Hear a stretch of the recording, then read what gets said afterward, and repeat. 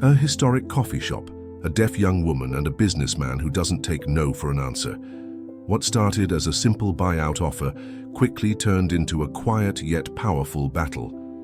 But how far will he go to get what he wants? Welcome to the channel. Before starting, like and subscribe so we can continue creating stories like this one. The aroma of fresh coffee filled the small establishment on Blossom Street, in the heart of the historic district of Charleston.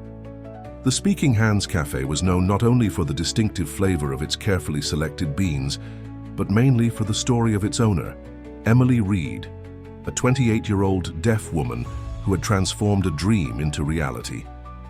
At the entrance, mosaic of vintage tiles formed the image of two hands communicating in sign language, while the interior preserved the colonial architecture with a modern touch.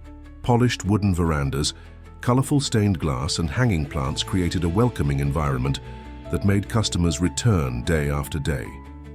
Emily moved gracefully between the tables, always accompanied by Duke, her brown Belgian shepherd with attentive eyes. The dog was not just a faithful companion, but her eyes and ears in a world of silence. Trained since he was a puppy, Duke alerted Emily about any suspicious movement, doorbell, or customer who needed attention. "Good morning, Mrs. Wilson. The usual today?" Emily signed with agile hands to an elderly woman who had been frequenting the place for 3 years. The old lady smiled broadly and responded with simple signs she had learned over time. It was like this with several patrons. At the Speaking Hands Cafe, many ventured to learn a bit of sign language, creating a peculiar community where communication barriers were constantly broken down.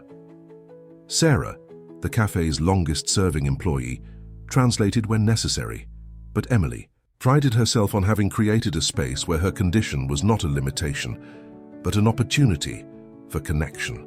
For her, each cup served was a personal victory, the fruit of years of persistence. The daughter of hearing parents from Charleston's middle class, Emily was born with profound deafness. Her parents, determined to give her all possible opportunities, invested in her bilingual education.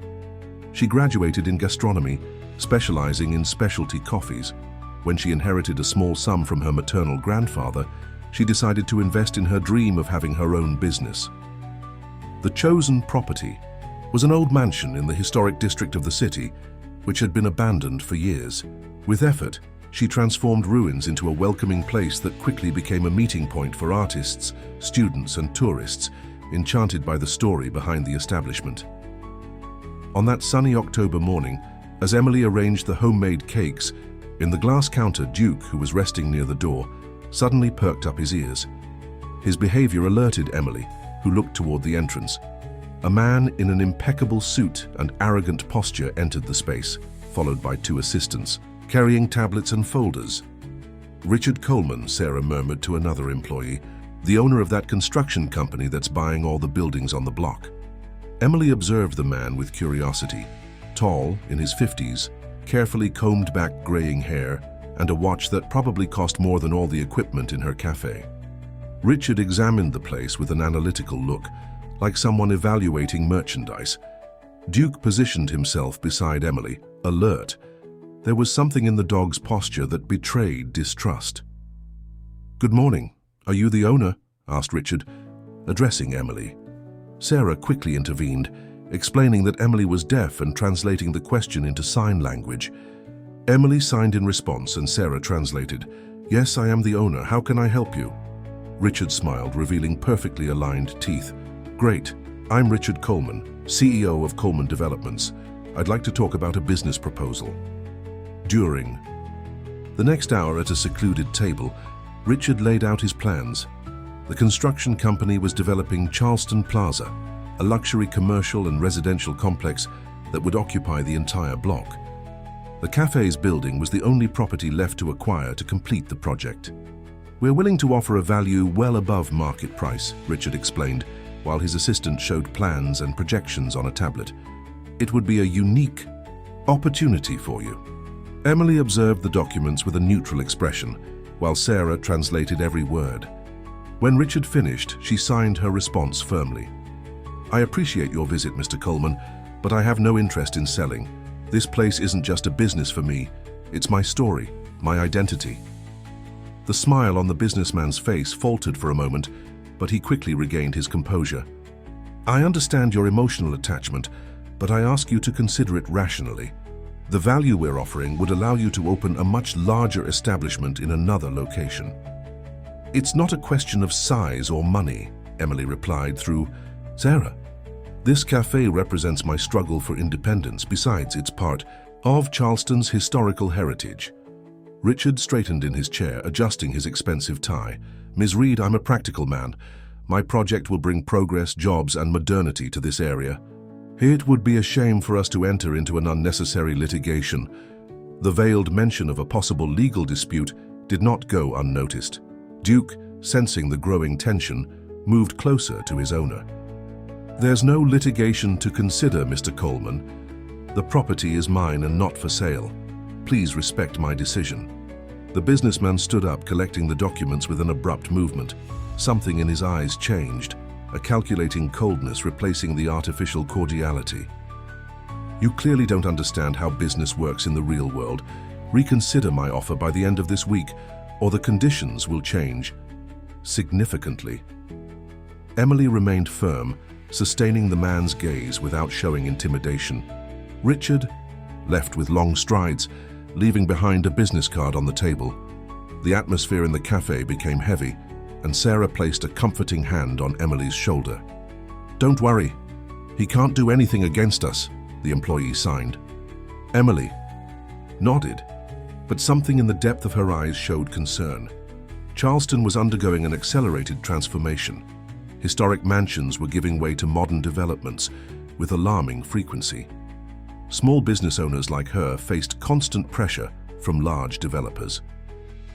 At the end of the day, as she closed the cafe, Emily noticed a black car parked across the street. Two men were watching the establishment with unusual interest.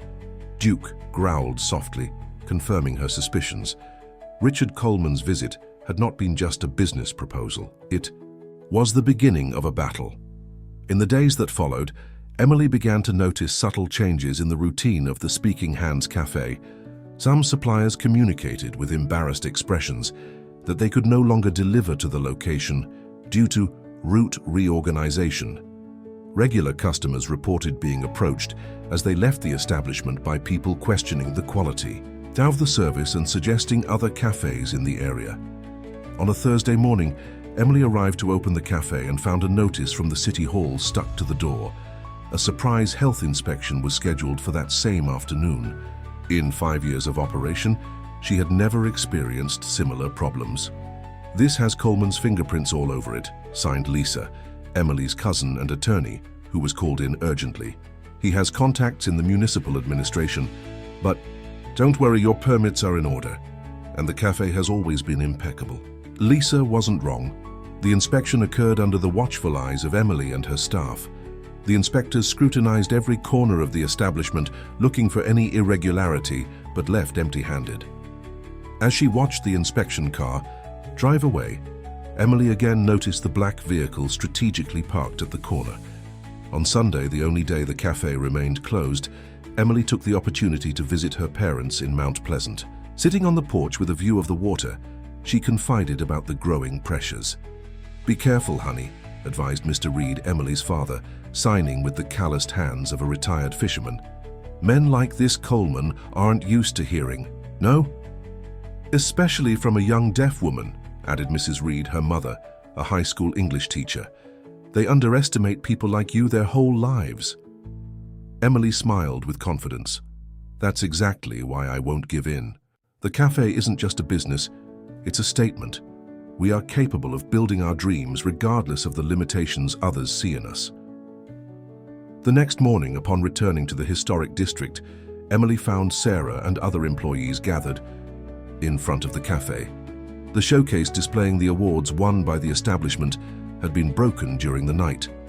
Shards of glass mixed with certificates and trophies from culinary competitions now thrown on the ground. The police were called, filed a report, but without security cameras on the facade, there was little hope of identifying those responsible. As Emily organized the cleanup, she saw Richard Coleman walking on the other side of the street, feigning surprise at noticing the commotion. "A shame what happened," he commented, crossing over to speak with Emily. "Charleston, unfortunately, has growing problems with vandalism. If I may make an observation, this type of incident would be avoided in a modern commercial center with 24-hour security." Duke positioned himself between Emily and the businessman, the fur on his back slightly bristled. Sarah translated Coleman's words, and Emily responded with firm signs. "Curious how this vandalism only hit my establishment on the entire block. But if you think this will intimidate me, you're underestimating my persistence, Mr. Coleman." The businessman adjusted his impeccable jacket, a cold smile on his lips. "I admire your strength, Miss Reed. Truly admirable, but naive. My project will begin soon, with or without your cooperation. There's still time to make an advantageous deal." "The answer is still no," Emily signed. 2 weeks later, rumors began to circulate around the neighborhood. The Charleston Plaza project would be larger than initially announced. A paid article in the local newspaper highlighted the benefits of revitalizing the area, while discreetly mentioning that small artisanal businesses would have to adapt to the new economic reality. Lisa researched the public records and discovered that Coleman Developments had requested a change in the city's master plan for the block, allowing taller buildings and partial modification of historic facades in the name of progress. "He's playing hardball," Lisa explained to Emily in an emergency meeting with some local merchants at the cafe after closing hours. "If he gets this approval from the city council, the surroundings of your cafe will turn into a construction site. For months, maybe years. The noise, dust, and blocked access could ruin your business without him needing to buy the property." Charlie, owner of a nearby bookstore, intervened. "I've been through this in another neighborhood. They make life for small business owners so unbearable that we end up selling for any value just to escape the economic suffocation." Emily watched everyone attentively, processing each piece of information through the signs translated by Sarah. In the silence of her world, the impact of the words was amplified by the concerned faces around her. Finally, she signed. "We cannot let them destroy our history and our community. We need to organize." In the following days, Emily mobilized a campaign that quickly gained support. Preserve Historic Charleston. Cafe customers, students from the nearby university, and defenders of historical heritage united to question the Coleman Developments project. A young journalist named Olivia Parker, who frequented the cafe regularly, became interested in the case and published an investigative report on the news portal where she worked, highlighting the aggressive tactics used by the construction company in other neighborhoods and the cultural damage that their interventions had caused. Richard's response was not long in coming. On a busy afternoon, he entered the cafe accompanied not only by his usual assistants, but also by a man who identified himself as a health department inspector. In front of all the customers, they announced an immediate inspection. "We received an anonymous complaint about possible serious infractions," declared the inspector, with an already partially completed form in hand. Emily, sensing the situation, signaled for Sarah to urgently contact Lisa. Meanwhile, she remained calm and led the inspector through the cafe spaces. The customers, many of them involved in the preservation campaign, discreetly recorded the scene with their phones. After a thorough inspection that found no significant problems, the inspector seemed frustrated. Richard, who was observing everything, with impatience approached Emily at a moment when they were partially isolated near the kitchen. "You're making this more difficult than it needs to be," he said, leaning in an intimidating manner. "A cafe run by a handicapped person won't survive when the environment around it transforms." The use of the pejorative term did not go unnoticed by Duke, who immediately positioned himself between them, growling low. Richard took a step back, but continued, "I'm increasing my offer by 20%. It's your last chance before things get really complicated." Emily maintained a firm gaze, but before she could respond, Richard made an abrupt gesture of irritation, pushing her against the kitchen counter. The young woman lost her balance and fell, hitting her elbow hard on the tiled floor. What happened next was so quick that few could process it.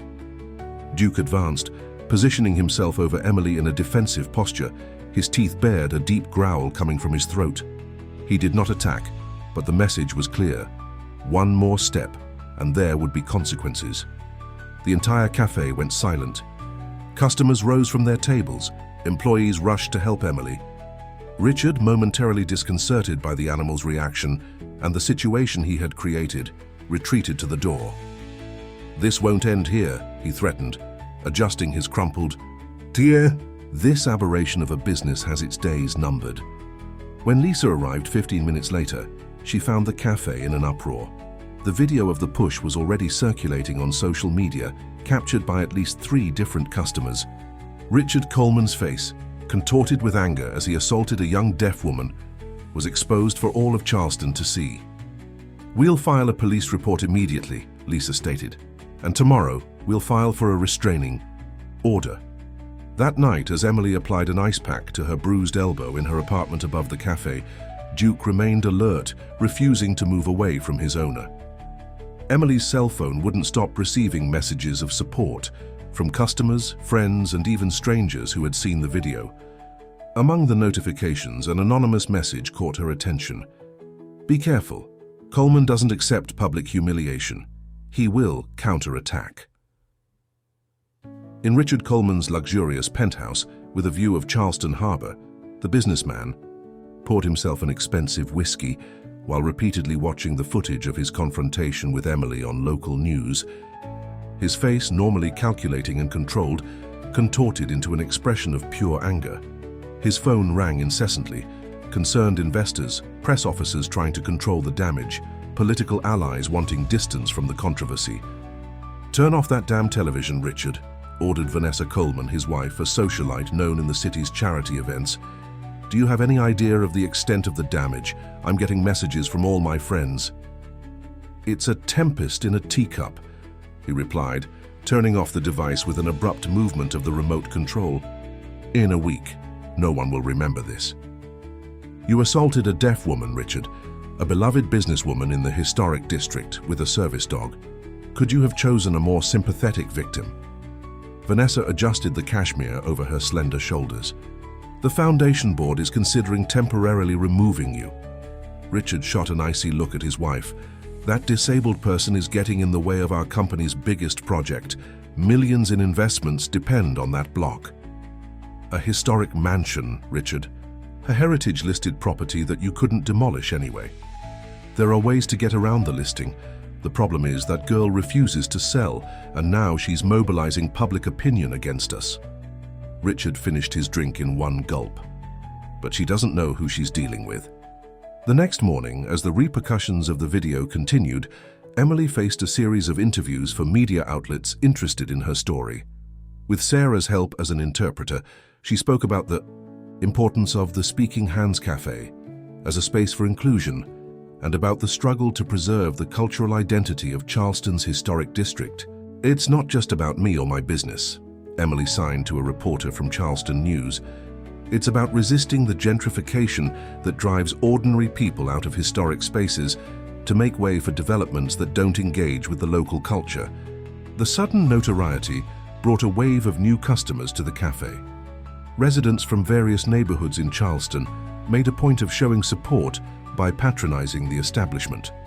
Local artists offered to perform small free shows, transforming the place into a point of cultural resistance. Lisa obtained a restraining order that prevented Richard from approaching Emily or the cafe. The police had summoned the businessman to testify about the assault, and groups defending the rights of people with disabilities organized a demonstration in front of the Coleman Development's headquarters. "I never imagined it would take these proportions," Emily confided to her cousin as they watched the line forming at the cafe door the weekend following the incident. "You've become a symbol, cousin," Lisa replied. "In times of uncontrolled real estate speculation, your resistance touches many people." Popular support, however, did not intimidate Richard Coleman. After a press conference where he publicly apologized for the misunderstanding, claiming stress and denying any intention to hurt Emily, the businessman initiated a new, less visible, but equally relentless strategy. Reports began to circulate on obscure blogs, questioning the real need for an inclusive cafe and suggesting that Emily was profiting from her condition. Comments on social media from newly created accounts raised doubts about the cleanliness of the place and the ability of a deaf person to manage a commercial establishment. At the same time, Coleman Development's legal department filed a request for review of the building's heritage status, claiming that modifications made before Emily acquired the property had already undermined its historical value. Mark Daniels, a city councilman known for his connections to the real estate sector, presented to the city council a project for accelerated revitalization of the historic center, with tax incentives for large developments and relaxation of preservation rules. While institutional pressures increased, something strange began to happen to Richard Coleman. The businessman, accustomed to dominating any environment with his imposing presence, began to feel constantly watched. In the company parking lot, he found his luxury car with all 4 tires flat. No security camera captured the responsible party. During an important presentation to foreign investors, his computer mysteriously failed, repeatedly displaying the video of his assault on Emily, without the technicians being able to explain how it had happened. At night, in his home, alarms would go off for no apparent reason. When checking the security cameras, Richard swore he saw a canine shadow moving through the garden, but when the security guards checked, they found no trace of intrusion. "You're becoming paranoid," said Vanessa after finding him awake at 3 in the morning, obsessively scanning through security footage. "It's guilt-talking. You should see a therapist." "I'm not imagining things," insisted Richard. "Someone is following me, watching me, and I'm sure it has to do with that deaf woman and her damn dog."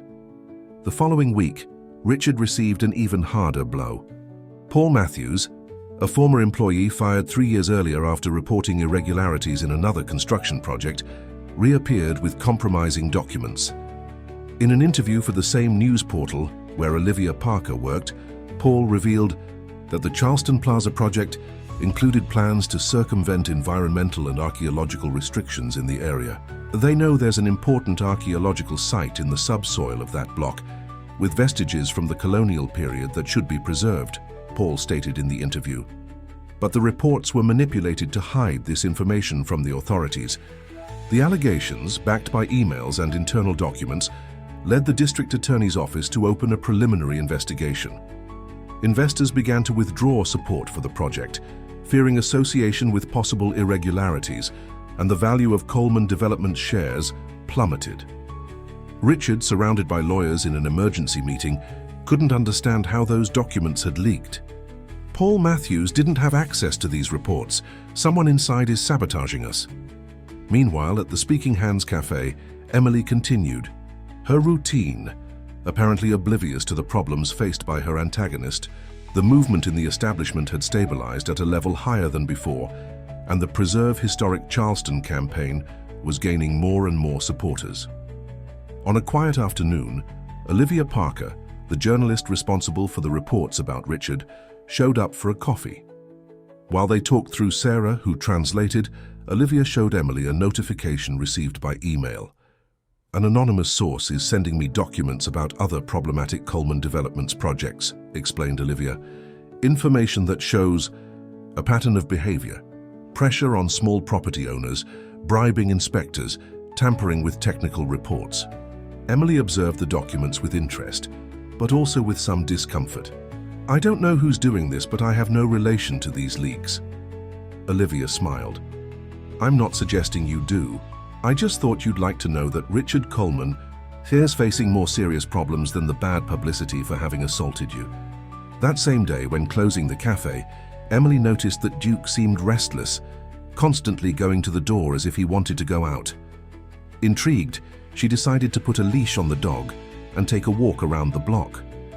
To her surprise, Duke led her through side streets to a nearby alley where a simply dressed man was waiting for them. She immediately recognized him. It was Sam, a homeless man who frequently received free meals from the cafe. The man smiled when he saw them and extended his hand to pet Duke, who accepted the affection with unusual familiarity. "Your dog is special, Miss." "Emily," said Sam with Sarah translating. He understands things we can't even imagine. Have you seen Duke around? Signed Emily, confused. The man looked around as if checking if they were alone before answering. Sometimes, during the night, he circulates, observes, protects.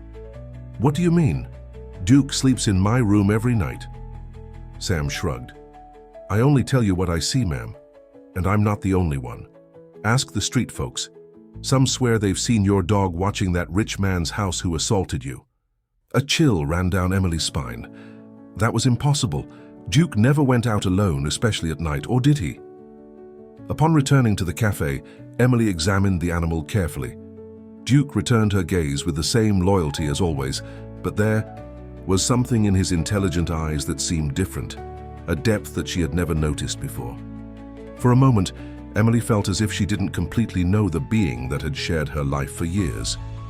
Meanwhile, in Richard Coleman's house, the businessman woke up startled in the middle of the night. He could have sworn he heard a low growl near his window. He got up cautiously, pulled back the curtain, and looked at the perfectly illuminated garden 3 floors below. There was nothing visible, but when he raised his eyes to the neighboring building, his heart almost stopped. On the terrace, a canine silhouette was perfectly still, watching directly at his window, as if it knew exactly where he would be. Paranoia consumed Richard Coleman, the powerful businessman, accustomed to controlling everything and everyone around him, felt increasingly cornered. He increased the security of his residence, hired private investigators, and even installed motion detectors specifically calibrated to identify medium-sized animals. You need professional help, insisted Vanessa, after finding him obsessively, scanning through the night recordings of the security cameras for the 3rd consecutive night. I'm serious, Richard. You're seeing phantom dogs and conspiracies where they don't exist. Look at this, he exclaimed, freezing an image captured at 3:42 a.m. Tell me you don't see anything. Vanessa leaned over to observe the screen, tired and impatient. In the left corner of the night recording, an elongated shadow could, with some imagination, be interpreted as the silhouette of a dog, but the image was too grainy for any definitive conclusion. It's just a shadow, Richard. Probably a bush moved by the wind. The businessman hit the table forcefully. I'm not crazy. That dog is stalking me, and I'm sure it's connected to all the problems we're facing. The document leak, the investors backing out, the district attorney's investigation. Vanessa observed her husband with a mixture of concern and fatigue. Do you really think a dog is coordinating a conspiracy against you? Listen to what you're saying, Richard. It's not an ordinary dog, he muttered, more to himself than to his wife. There's something different about that animal. While Richard sank into increasingly fanciful theories, Emily faced her own doubts about Duke. After the conversation with Sam, she began to pay more attention to the animal's nighttime habits, even pretending to sleep a few times to observe him. On one of those nights, when the fine autumn rain covered Charleston with a silver veil, Emily confirmed the unthinkable. Around midnight, Duke silently got up from his cushion at the foot of the bed. The dog approached her, checked if she was asleep, and with surprising dexterity used his muzzle to open the awning window that led to the external fire escape. Without making any noise, the Belgian shepherd slipped through the opening that seemed too small for his size and disappeared into the rainy night. Emily remained motionless, her heart racing, trying to process what she had just witnessed. 3 hours later, soaked by the rain, Duke returned by the same path. He shook himself discreetly on the small mat near the window and returned to his cushion as if he had never left. The next morning, Emily observed the dog with new eyes as she prepared coffee to open the establishment. Duke acted normally, helping her with daily tasks, alerting her about arriving customers, the same loyal companion as always. However, something had fundamentally changed in Emily's understanding of her partner. During a quiet moment between cafe shifts, she decided to do a test. She took a piece of paper and wrote, "Where do you go at night, Duke?" The dog observed the paper, then looked at her with his intelligent eyes, but showed no special reaction. Emily sighed, feeling foolish. What was she expecting? That the animal would respond in writing. That same afternoon, the Speaking Hands Cafe received an unusual visitor, a middle-aged man with graying hair and simple clothes who introduced himself as Anthony Fletcher. He asked to speak with Emily privately, mentioning that he had information about Duke that might interest her. At a secluded table, with Sarah, translating, Anthony revealed his story. "I worked for 15 years at the Horizon Canine Institute in the outskirts of Charleston, specialized in training assistance dogs for people with various types of disabilities," he explained. "Duke was part of a special program that we developed." Emily nodded. "I know Duke came from that institute. He was a gift from my parents when I graduated from college. They mentioned he was a dog specially trained to assist deaf people." Anthony shifted uncomfortably in his chair. "Actually, Duke's training went far beyond the conventional. He was part of a group of 12 dogs selected for an experimental project." "What kind of project?" signed Emily, increasingly intrigued. "We called it the Sentinel Program. The idea was to develop dogs capable not only of assisting, but actively protecting their handlers, with levels of autonomy and intelligence far superior to those of conventional service dogs." Anthony explained that the program used advanced techniques of conditioning, positive reinforcement, and cognitive stimulation from the birth of the puppies. The dogs were exposed to increasingly complex situations, learning to make independent decisions when necessary to ensure the safety of their handlers. "Duke was the most brilliant of the group," continued Anthony. "He demonstrated some researchers use the term paranormal abilities, but I prefer to think that he simply developed extraordinary cognitive skills." "Like managing to open doors and windows by himself?" asked Emily. The man seemed surprised for a moment, then smiled. "Exactly. And more than that, analyzing potential threats, memorizing complex routes, recognizing patterns of human behavior. Duke was trained to protect his handler from any threat, even if that meant acting on his own." "Why are you telling me this now?" Anthony took a deep breath. "The institute was closed 5 years ago, after allegations about the methods used in training. There was no mistreatment, I assure you, but some people questioned the ethics of developing animals with such a level of autonomy." He paused. "I saw the news about the businessman who assaulted you, and I heard rumors about a dog that seemed to be stalking him." Emily exchanged a glance with Sarah, who seemed as bewildered as she was by the revelations. Anthony continued. "Duke was programmed to identify threats and neutralize them. If he perceived this businessman as a real danger to you, it's possible he activated more advanced defensive behaviors." "Are you suggesting that Duke is deliberately sabotaging Richard Coleman?" signed Emily, incredulous. "I'm suggesting that you should be aware of your dog's complete capabilities."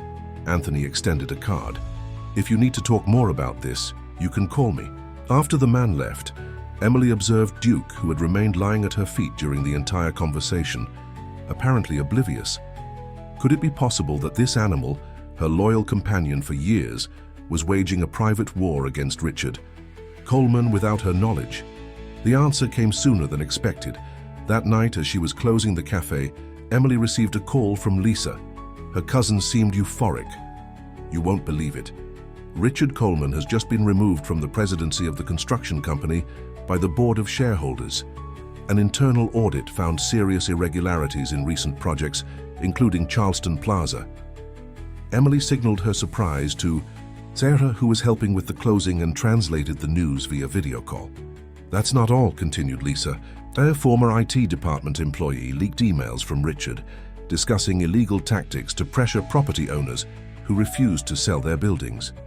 Your name appears specifically in several of them, with instructions to make the deaf woman's life unbearable until she gives up." While processing that information, Emily noticed something strange. Duke, who usually stayed close during closing, had disappeared. The back door was ajar, although she was sure she had locked it earlier. "Lisa, I need to hang up. I'll call you later," she quickly signed. With an unsettling premonition, Emily took the cafe keys and went out the back door, looking in all directions. There was no sign of Duke in the vicinity, but something impelled her to head toward a particular street. It was as if she could sense where the dog had gone. After 10 minutes of walking, she found herself in front of the luxurious building where she knew Richard Coleman lived. The building was agitated, with several people coming and going. A police car was parked at the entrance, and reporters were beginning to gather. Emily approached a small group that was watching the commotion and tapped a lady on the shoulder to ask what was happening. The woman, surprised, began to explain. It seems the businessman from here, Richard Coleman, had some kind of nervous breakdown.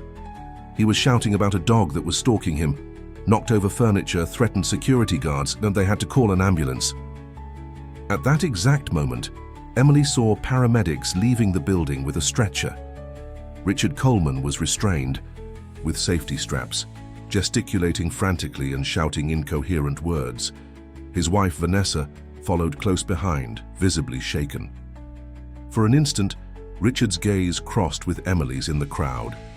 The businessman froze, his eyes wide with terror. "It's her, the owner of the monster. He's not a normal dog, he destroyed me. He was everywhere." The paramedics tried to calm him down as they put him in the ambulance. Vanessa, noticing Emily's presence, approached her with an exhausted expression. "You're the cafe owner, aren't you?" she asked without waiting for a response. "My husband became obsessed with you and your dog.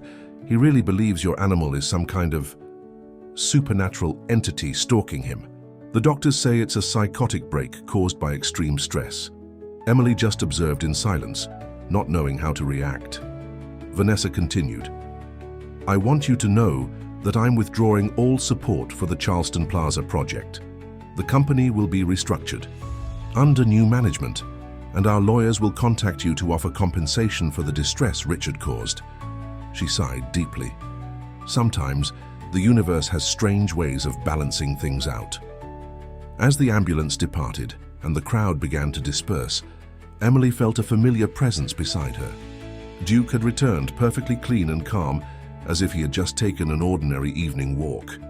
The dog looked at her with his expressive eyes, and for a brief moment, Emily had the impression of seeing something more than animal intelligence. In that gaze, there was a deep understanding, almost human. On the way back to the cafe, Duke kept perfectly beside Emily, helping her navigate the streets as he always had.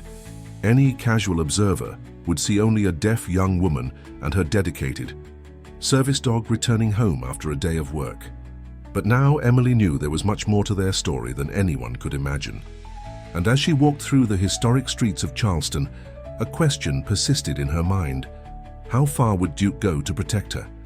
And more importantly, what else was her faithful companion capable of? 6 months had passed since Richard Coleman's public collapse. The news of his nervous breakdown occupied the headlines of local newspapers for a few weeks, but was soon replaced by new scandals and events. The businessman, after a period of internment in a specialized clinic, had completely withdrawn from business and, according to rumors, was spending an indefinite time at a rural property in upstate South Carolina. Coleman Developments, now under new management, officially abandoned the Charleston Plaza project. In its place, they announced an initiative for restoration and preservation of the historic district, working in partnership with local merchants and historical heritage agencies. As part of the agreement, a compensation fund was created for merchants who had suffered pressure during the previous administration, Emily among them. The Speaking Hands Cafe flourished like never before. With the resources from the settlement, Emily was able to renovate equipment, expand the menu, and hire more employees, including 2 young deaf people recently graduated in gastronomy. The establishment had become a symbol of cultural resistance and social inclusion, frequently cited in reports about entrepreneurship and accessibility. On a sunny Saturday morning, while preparing dough for the day's cakes, Emily reflected on the changes of the last few months. The cafe was closed, as always on Saturday mornings, for preparation of fresh food. Duke rested near the counter, observing her with his characteristic attention. Her phone vibrated with a message from Olivia Parker. "Look who's on the cover of Entrepreneurs magazine this month. You deserve every word in the article. Congratulations." Attached was the digital image of the magazine, with a photo of Emily and Duke at the entrance of the cafe, under the title, Resistance and Innovation. How a young deaf entrepreneur revolutionized the concept of inclusion in Charleston's gastronomy. Emily smiled, showing the message to Sarah, who had arrived early to help with preparations. Then she bent down to show it to Duke in an almost instinctive gesture. "Look, partner, we're famous." The dog observed the screen with that peculiar attention that always surprised people. Then he gently licked Emily's hand, as if he understood and shared the pride in what they had accomplished together. Since the night of Richard's collapse, Emily had never again caught Duke in his nighttime escapades. The animal had returned to the normal routine, sleeping peacefully at the foot of her bed. Sometimes she wondered if everything had just been extraordinary coincidences fed by Anthony's revelation about the dog's special training. The mystery of Duke remained a story that she kept to herself. She had tried a few times to contact the former trainer from the institute to learn more details, but he seemed to have disappeared as mysteriously as he had appeared. The card he left had a number that never answered, and an address that turned out to be a building demolished years ago. The bell at the back door interrupted her thoughts. Normally, only known suppliers appeared at that entrance, and no delivery was scheduled for that day. Intrigued, Emily went to answer, with Duke immediately at her side. To her surprise, Vanessa Coleman was waiting in the small back patio, dressed discreetly and without her usual pomp. She seemed nervous, constantly looking over her shoulder, as if afraid of being recognized. "May I come in?" she asked as soon as Emily opened the door. "I need to speak with you privately." Emily hesitated for a moment, but then nodded, indicating that Vanessa should follow her to the interior of the cafe. Duke remained alert, observing the visitor with caution, but without showing hostility. Seated at a secluded table, with Sarah translating, Vanessa was direct. "I've brought something that belongs to you," she said, placing a small flash drive on the table. "I found it among Richard's personal files. It's information about your dog's training." Emily stared at the object, feeling a chill run down her spine. Vanessa continued. "Richard was obsessed with your animal. After the incident, he hired people to investigate the Horizon Canine Institute. He discovered that Duke was part of something called the Sentinel Project, an experimental advanced training program." "I've heard about that," Emily signed cautiously. "What you may not know is that this project had military funding. The dogs were being developed not just as assistants, but as autonomous protection agents." Vanessa cast a nervous glance at Duke, who remained impassive beside Emily. "According to these documents, they were trained to identify threats, protect their handlers at any cost, and, if necessary, neutralize dangers without direct commands." Emily observed Duke, who returned, her gaze with the same devotion as always. It was difficult to imagine that loyal animal as some kind of secret agent. However, the pieces began to fit together. The nighttime outings, the mysterious problems that befell Richard precisely when the pressure on the cafe increased, the convenient disappearance of compromising documents. "Why are you telling me this?" asked Emily after a moment of reflection. Vanessa sighed deeply. "Because I believe you have the right to know the truth about your companion, and also," she hesitated, "Richard isn't getting better. He remains obsessed with the idea that your dog deliberately stalked him, that he destroyed his life as part of some conspiracy. The doctors call it paranoid delusion, but you're not sure if it's just delusion," completed Emily through Sarah. Vanessa nodded slowly. "Some coincidences are hard to explain. The leak of internal documents, the files erased from secure company servers, the inexplicable security failures." She looked directly at Duke. "And there's something else strange. All the security recordings where Richard swore he had seen your dog were mysteriously corrupted or erased from the systems." A heavy silence fell over them. Finally, Vanessa got up to leave. "I'm not here to accuse anyone. Richard reaped what he sowed with his actions. I just thought you should know what you have by your side." At the door, she paused and added, "Take care, Ms. Reed, and take good care of him too. You form a unique partnership." After Vanessa left, Emily remained seated, the flash drive in front of her like an alien object. Sarah approached, curious. Are you going to look at what's in there? Emily contemplated the question for a long moment. Duke had lain down at her feet, apparently relaxed, but his attentive eyes never left his owner's face. No, she finally signed, putting the flash drive in her pocket. Some things are better when they remain mysteries. Sarah smiled, understanding. I think I get it. Duke is Duke, regardless of how he came to you or what he's capable of. At the end of that day, as the sun began to set over the historic buildings of Charleston, Emily and Duke walked peacefully through the cobblestone streets.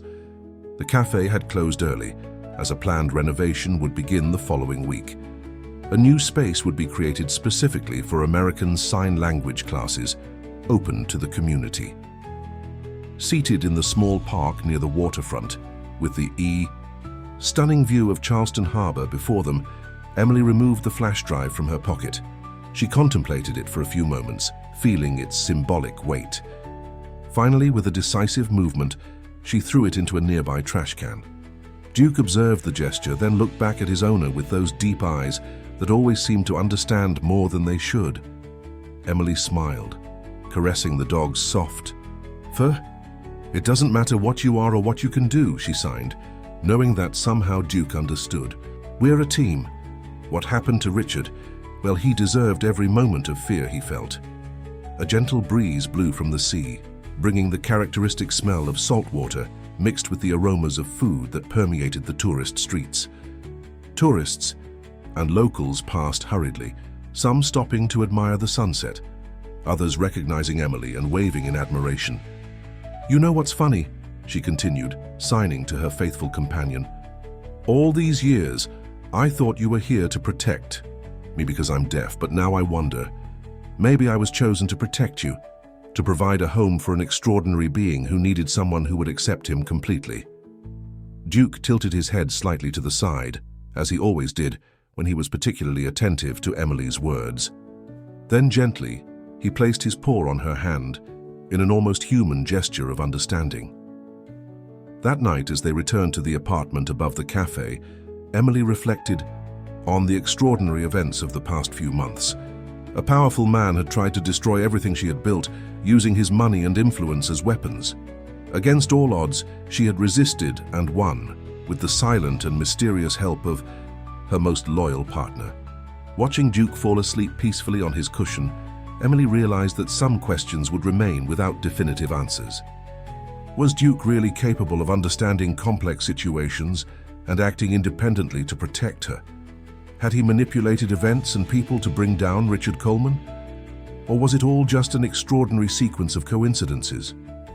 Perhaps the beauty lay precisely in the mystery. In the silence of her world, Emily had learned to value other forms of communication, the looks, the gestures, the understanding that transcends words.